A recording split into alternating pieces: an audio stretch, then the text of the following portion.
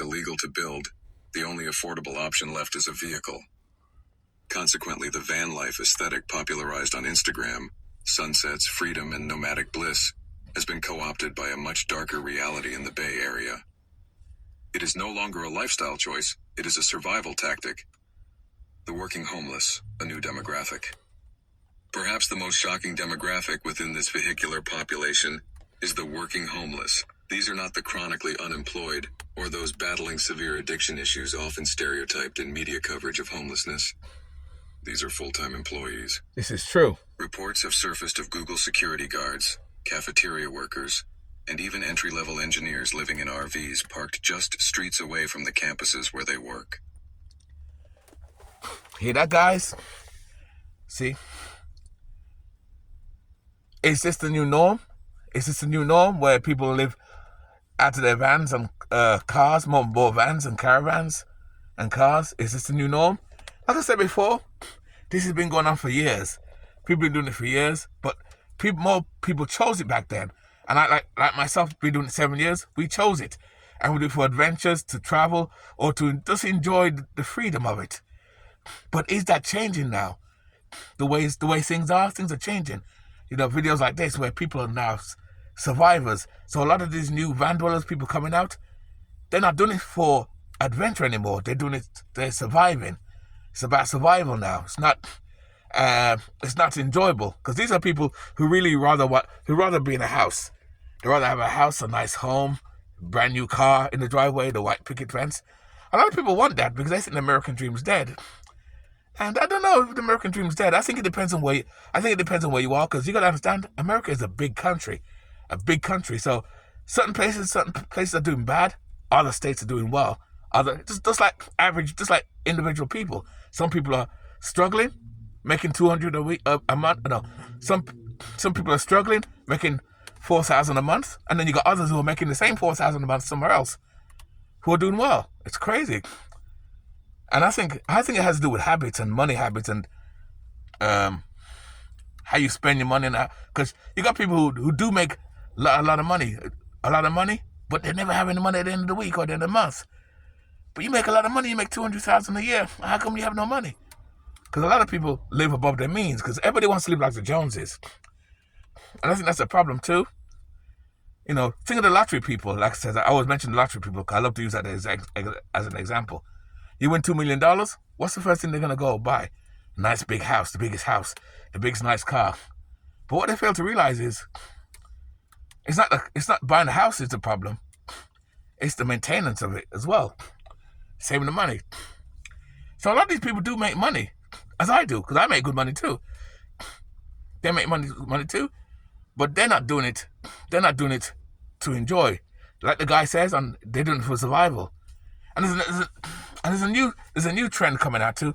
Every time a trend or something comes out, there's always predators taking advantage of the situation. You got these new predators now called van lords. You heard of this? Van lords. How weird is that? They buy old vans and old trucks or the old caravans and they park them on the sides of the roads and they rent it to the poor people. That's bullshit. They rent it to people.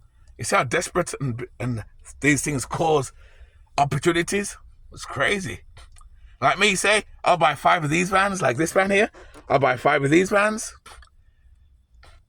and then rent them out to other people. They can't drive them because most of these vehicles that they buy are derelict. They're not really in working order. And every few months, the cops come and tow them. But every time the cops, it's like a cat and mouse. It's like cat and mouse. It's like Makamoli, that game, Makamoli, where you hit the thing with a hammer and the cocktails pop up and come down, pop up, bong, bong, bong. It's kind of like that. You know, it's a hit and run. It's a hit and run type of thing. I don't mean violently, but hit and run when the cops come to one area and then they come to another area and they're all gone. That's crazy how that works. They purchase a used RV for $10,000 and pay a few $100 a month for insurance and gas. Consider the math. A contract worker earning $80,000 a year, a salary that would be upper middle class in Ohio, takes home roughly $4,500 a month after taxes. If they rent an average apartment in Mountain View, over 60% of their income vanishes instantly. By living in a van, they can save that money, perhaps dreaming of one day buying a home in a cheaper state. And this is true. Saving money is true, which is why a lot of people do it as well. Because think about it. You're paying rent, and the rent is like $2,000, and you're a nurse. Rather than pay 60, 70% of your wages to pay rent, you get a van, which is why I did it. Well, I'm not lying, that's why I did it. Not because I'm desperate or nothing, but that's why I did. But the new people are doing it now, are doing it because they're catching on, because people are waking up. You get a van, and you're paying quarter of that, you can save a ton of money. Not because you want to do van life, but because you want to do it so you can save money to buy a house and other things too. You can do other things too and buy a piece of land or whatever you want to do. So this lifestyle is kind of good because, like I said, it's good to do that, but it's kind of getting saturated. But again, it's not going away. It's not going away, But more and more people are definitely doing it because because it's cheaper and a last resort alternative to live. It's crazy how that works. The rise of the van lord, where there is a desperate landlord. predatory market. I never heard of this. I heard this for a while back. The I think it's a Silicon joke. Valley housing crisis has birthed a new illicit economy, the van lord. Enterprising individuals have begun purchasing fleets of dilapidated, non-functional RVs and renting them out to the desperate for $300 to $800 a month. These vehicles often do not run, have no electricity, and lack functioning sanitation. They are essentially metal tents rented out by slumlords of the street. In cities like Venice and increasingly in the Bay Area, this practice has become a scourge. It monetizes poverty in its rawest form, extracting wealth from those who have almost nothing. So it's the poor, fucking the poor. Basically, that's what's going on here. Landlording, with cities like Palo Alto and Mountain View passing ordinances specifically targeting the rental of vehicles on public streets. However, enforcement is a game of whack-a-mole. I just said that. One street is clear, the fleet moves to another. This underground economy highlights the utter lack of regulated, affordable options. When the market rate for a room is $1,500, an $800 moldy RV becomes the affordable alternative. This exploitation is a direct symptom of the region's refusal to build low-income housing, creating a vacuum that the black market is all too happy to fill. And yes, that's what's going on. I just talked about it. I just said that too. See, didn't I just say it? The TV said the same thing I just said. That show said the same thing. And I never knew that was a new thing. But I knew that people would have camper vans and rent them out to people who don't have a camper van. They don't have a camper van, but they want to rent a camper van instead rather than build one, have my own. See, like I have mine. People don't buy them. They rent them. You can lease, just like you lease a car, a regular car. People lease camper vans to travel for the weekend or go away with your spouse or your family. They're doing the same thing now to poorer people. And like the video says, $800 a month. $800? Why would you rent an old RV, a mashed up RV for $800? Chances are it's all leaked up and everything like that. But this is where we're going. This is what happens when things get desperate. When people are struggling, there's always predators, people always trying to screw people. That's why I'm so blessed. I'm so glad that I can build my own camper van. I did my own thing myself. And it's kind of funny, I saw this coming because things are getting higher and higher and expensive. And glad... Well, my nose is kind of blocked up. I'm just blessed. I'm just blessed that, wow. Because that could be me out there. Could be any of you. Could be out there. Could any of us out there. It's a crazy world we're living in, guys. It's a crazy, desperate world we're living in. Yeah, a lot of people are doing it for desperately to save and not to pay the high bills. Everything. It's crazy. It makes you wonder. Let's watch some more of this. Let me watch some more of this. The legal battleground, narrow streets and safe parking. The tension between residents in multi-million-dollar homes and the vehicular homeless parked outside has led to a fierce legal and political battleground. Mountain View, the home of Google, has been at the center of this conflict. That's crazy how that's happened. Crazy. Even in California, and this is big mainly in California, in big cities too. In big cities where there's pedestrian pricing machines and all these type of things where it costs more. And you got to bear in mind, in the cities, areas, it's more expensive to live in the cities. And parking, they give you tickets every 5 minutes. I remember a couple of years ago, I used to hang out in New York.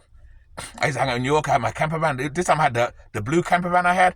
I used to go to New York City. Me and my dog went. And I was in my van. I got 2 tickets that day. 2 tickets. I moved somewhere else. I got tickets somewhere else. It was crazy. That's another reason why I can't live in no big city. Live in a city?